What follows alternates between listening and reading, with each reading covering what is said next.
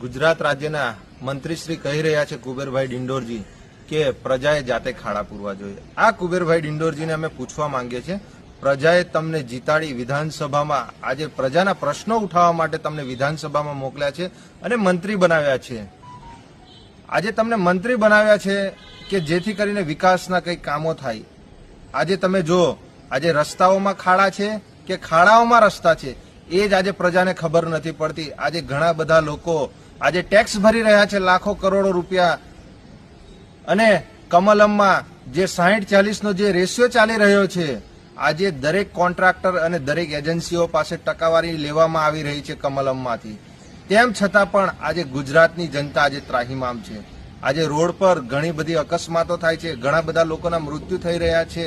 આજે ઘણા બધા લોકો હાથ પગ ભાંગી આજે દવાખાનાઓમાં છે, એ લોકોને નથી પૂરતી ટ્રીટમેન્ટ મળી રહી કે નથી એમને સુવિધાઓ મળી રહી। આજે પ્રજાને ટેક્સ ના રૂપિયે આજે તમે જે તાગરધીના કરી રહ્યા છો અને પ્રજાને જાતે કહી રહ્યા છો કે ભાઈ તમે ખાડા પૂરો।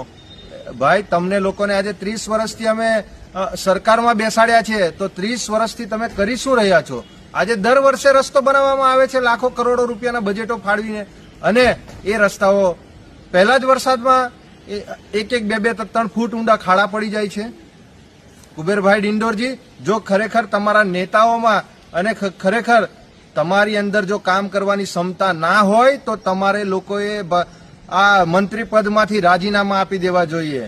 નિરંજનભાઈ વસાવા।